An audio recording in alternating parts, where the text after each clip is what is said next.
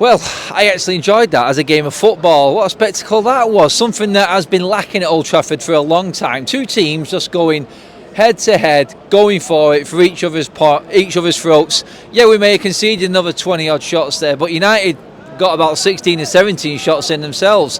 Do you know what? Football like that's not sustainable. We know it's not. We need more structure to it. But what I think was more important there tonight was we actually had a team that wanted to play for United and play for the crowd and use the crowd.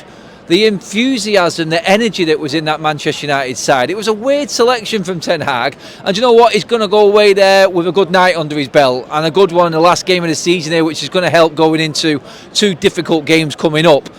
Newcastle couldn't handle the magnitude, the multitude of midfielders that we had on the pitch. We had one at the back, we had one up front, we had them packed out in the middle. And do you know what we had for a change? First time I've seen it in a long time. Bleeding movement. Oh my God, movement from the midfield to attack, especially Kobbie Mainoo and AMAD.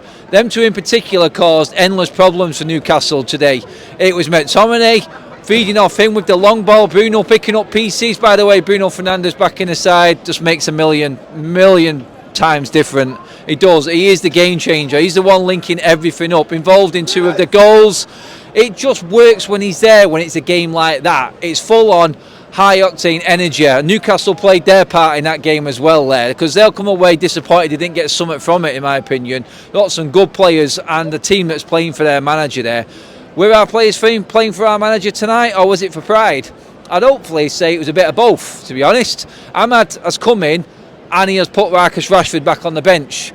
The only problem that Ten Hag has got from this is now resisting the urge to try and squeeze Marcus Rashford into this side, because I was sat there and I'm thinking, you know what, he's probably going to try and put Rashford into Rasmus Højlund's position here, try and squeeze him into the team, and then Rasmus comes on with the sweetener and the icing on top of the cake with a brilliant composed finish. It's like everything everyone was slagging him off for, he did, and he just shut everyone up. Brilliant turn on the edge of the box, spun, put it into the corner. Absolutely brilliant from Rasmus Højlund. Excellent. I've not seen you for a while, mate. I can't believe you came on the last day.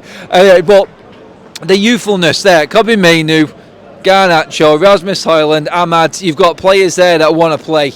They want to play ball. They'll run for everything, but they've got the quality to go along with it, and that's a big difference. It's all right running down blind alleys. It's all right running for balls that don't really warrant running for. Save your energy, use the energy. What AMAD does brilliantly is reserve himself for the moments that he needs it. And his composure on the ball, when to feint, drop the shoulder, he just looks like he's got something extra that we haven't had here in a while. And you couldn't pick him up. Newcastle could not pick him up. Yeah. One-off games, consistency is key. Will we get this the next game? I don't know. We just don't know. It's one of them with United. One-off games like this have happened this season. Chelsea, Aston Villa twice. It just happens. Actually, Liverpool it was as well. That was the best game I've seen since the Liverpool FA Cup final. It's chaotic, it's kamikaze, and you know what? For the end of the season, that might be the way to go to finish the last two games, because if we try and put any sort of defensive structure in against City, we'll get undone. If we try and sit back, we'll get undone. We haven't got the pace in defence. We haven't got the discipline in defence. We've seen it there today again. Newcastle had several one-on-ones. Onana had about 8 or 9 saves that he needed to make there today. And let's not forget the balls across the box that Newcastle almost scored with. It could have been 5-all, one of them games. But if you're in the game, you get the crowd behind you, and then momentum comes. And momentum happened there tonight for United. And when that crowd is behind individual players, and when you've got them young players feeling that crowd behind them, it gives them that boost, and then you can move forward. Try and put these players into somewhat of a structure and a system. It's a long way away from being perfect, God, but what that did tonight was brought the fans. He brought us back on board a little bit, because we've seen the energy and we've seen that willingness to run for the shirt and willingness to play for their teammates. There wasn't one complaint there tonight. Everyone was trusting everyone on the ball. Everyone knew where everyone was going to be. It's like we actually had a game plan a little bit tonight, which is strange, because it's players playing all over the place in their unnatural positions. And what's this about too many injuries? Well, tonight you had 2 centre forwards on the bench. You had 2 centre-backs on the bench. You played a central midfielder at the back, and you played a central midfielder up front, and we was in a game of football. So the excuse of injuries and having all these players out, I don't think I'm going to hear that tonight in the press conference, funnily enough.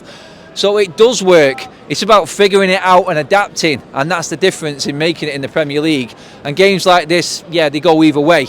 But what you can say is the United were always creating chances, and it just gave that Newcastle side the element of doubt that, right, should I keep going gun-ho? Because there were moments in the game when Newcastle were getting on top, especially at the start of the first half, creating chances and chances. But we didn't drop our heads, we went back the other end and we created chances. And you know what? It was just nice to see. It was just encouraging. It was an enthusiastic, youthful Manchester United side creating chances and scoring goals. 15 for Rasmus Højlund this season. He needs a bit more respect, in my opinion. Bruno Fernandes, again, what's that? 26 goal contributions now this season as well for him. Another important goal for AMAD, and what an absolute stinger that was. Are we just going to win goal of the month every single month at this football club? I mean, today there was some good goals. Lewis Hall, brilliant. Thought he was excellent. Quick England shout out to Anthony Gordon, who is an outstanding player. My God, I've just been saying off camera there then. Credit to Newcastle on the way they played, but Anthony Gordon, wow. He is miles ahead of Marcus Rashford. Absolutely miles ahead of him. And do you know what? He needs to be on that plane. He's got to go to Germany because England are a better team with him in it. My God, the improvement from Everton to Newcastle. Credit to Eddie Howe for that with him. Just a bit of a shout out for them there. And Bruno Guimaraes in midfield, brilliant player for Newcastle as well. Excellent performance from both sides. It could have gone either way. I'm happy with the 3 points. I'm happy we can come away in the last home game of the season. I'll pay money to watch football like that. I will. I'll be happily coming back to Old Trafford if we give it a go like that. Drop your comments in below. Let me know what you think, everybody. Oh, finally.